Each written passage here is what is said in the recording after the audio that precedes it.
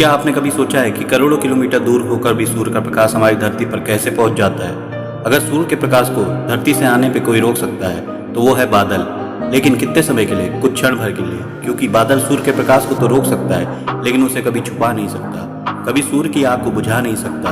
बारिश होते ही कुछ समय बाद बादल छट जाते हैं और सूर्य का प्रकाश पुनः धरती पर लौट जाता है। सूर्य का अस्तित्व हमारे जन्म से पहले भी था और हमारे जीवन के बाद भी। इसी तरह इंसान का जीवन भी होता है। इंसान के जीवन में सुख दुख आते रहते हैं। इंसान के जीवन में जब सुख आता है तो ऐसा प्रतीत होता है कि मानो जीवन में कभी दुख नहीं आएगा, और जब जीवन में दुख आता है तो ऐसा प्रतीत होता है कभी दोबारा सुख का अनुभव प्राप्त नहीं होगा। लेकिन ऐसा नहीं है। जिस प्रकार धरती का सूर्य के प्रति चक्कर लगाना सत्य है, काले बादलों का बरसना सत्य है, सूर्य का तेज सत्य है, फूलों का खिलना सत्य है, चींटियों का लगातार चलते रहना सत्य है, वैसे ही इंसान के जीवन में सुख दुख भी एक सत्य है। सुख दुख जीवन का पहिया है जो लगातार घूमता रहता है। आपने कभी छोटी चिड़िया को घोंसला बनाते हुए देखा है? जब चिड़िया अपना घोंसला बनाती है तो वो ये नहीं देखती कि धूप हो रही है या छाँव। उसका एक ही लक्ष्य होता है कि किसी तरह अपने घोंसले को तैयार करना, और एक एक तिनका तिनका इकट्ठा करके वो अपने घोंसले का निर्माण करती है।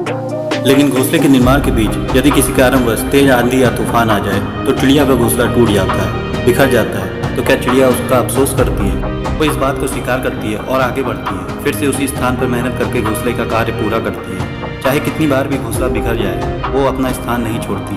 इससे हमें ये बात सीखने को मिलती है कि चाहे कुछ भी हो जाए, जीवन में अपने लक्ष्य के प्रति मेहनत और लगन होना चाहिए, ताकि बड़ी से बड़ी विपत्तियों का सामना हम आसानी से कर सकें। जिंदगी सिक्के के दो पहलुओं की तरह है, कभी सुख तो कभी दुख। कभी सुख हो तो घमंड मत करना, और कभी दुख हो तो थोड़ा सब्र जरूर करना। जाते जाते मैं आपसे एक बात जरूर कहूँगा, मेरी इस बात को ध्यान रखना। क्यों घबराते हो तुम दुख से, जब जिंदगी की शुरुआत हुई थी तुम्हारे रोने से।